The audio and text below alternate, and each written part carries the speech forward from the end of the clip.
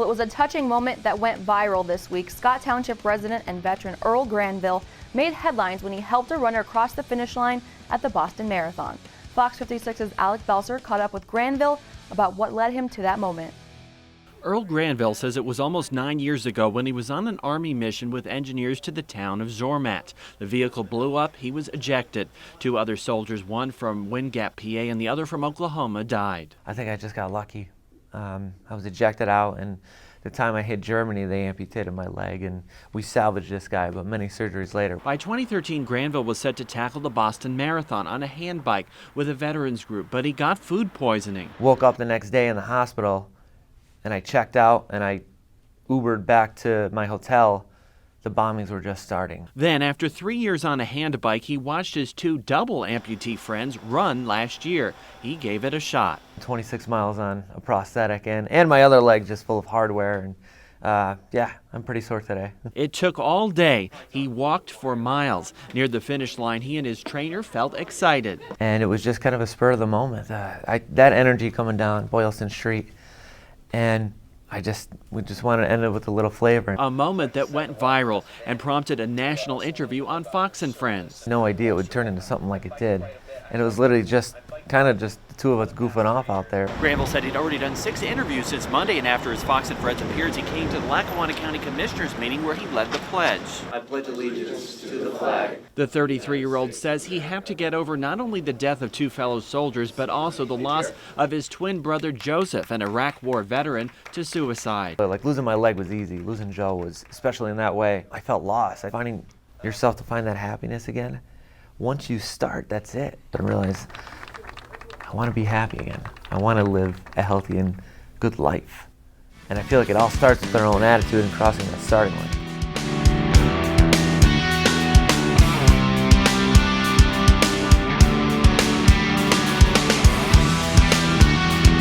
Just a wonderful story there, Earl. Thank you so much for coming into the Fox 56 studios, and that was Alex Belser reporting.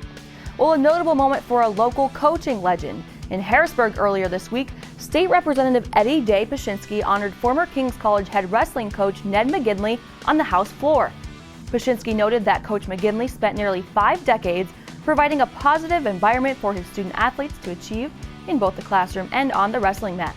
McGinley, who was the wrestling coach at King's College since the program's inception 48 years ago, retired at the conclusion of the 2016-17 wrestling season in February. During his 48 years as a coach, both McGinley and his student athletes achieved numerous awards and recognitions, including 18 NCAA Division III All-Americans, 20 Middle Atlantic Conference individual champions, and 5 National Catholic Invitational Tournament champions. Prior to his retirement, McGinley was recognized as the longest tenured active wrestling coach at the NCAA Division I, II, and III levels. Congratulations. We'll end things tonight with a preview of an upcoming boxing match. The Irish Boxing Club in Scranton excited to showcase local talent in a few weeks at Genetti Manor in Dixon City. Here's Bob Ide with the details. Thank you. Professional and amateur boxing is coming to Genetti Manor in Dixon City May 12th. Oh, it's huge. All the big names up here, the history behind it, it's just an honor just to be a part of the history and say I fought at Genetti's where all the past fighters fought. It means a lot to me. I mean, I've been going there since a young boy watching Gene Reed, Chris Walsh, Marty Flynn, and you know, it was always memorable when I was a kid, and I always looked up to them and wanted to do it myself, and here I am. I think the opportunity is unbelievable with boxing. I really think that the crowds have increased. The last 3 shows that were sold out. So the opportunity is unbelievable. The state is starting to recognize us. Hopefully we'll be landing TV soon. In all, there will be 6 pro bouts and 6 amateur bouts on the card, which will feature 2 local undefeated boxers in Jimmy Kelleher and Ryan Wilczak. Kelleher is 4-0 since turning pro over a year ago. It's going great. I had 3 fights, all knockouts in the second round, and this last fight went all 4 rounds. I won unanimous decision, so 4-0 isn't bad at all. I'm on the right track and just going to keep pushing, try to be 5-0 in May. So I'm just excited on how my career is going right now. A West Scranton native, Wilczak will put his 3-0 record on the line. Each fight was different. You always got to find a game plan. I you know, like Gene said, I have a powerful right that usually leads to my success. But I'm always looking to get more experience, so I'm looking to, in this fight, get more experience and hopefully go to 4-0. Well, we're seeing 2 undefeated fighters.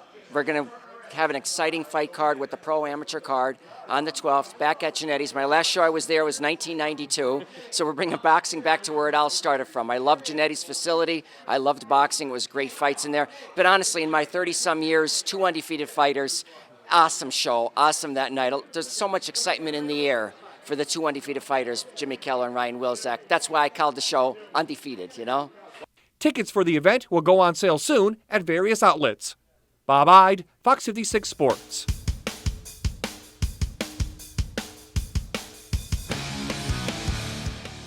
All right, thank you so much, Bob. That does it for this week. Thank you so much for watching. During the week, check us out on social media. We're on Facebook, Twitter, and Instagram. We'll see you right back here next Friday night at 11. Have a great week, everyone.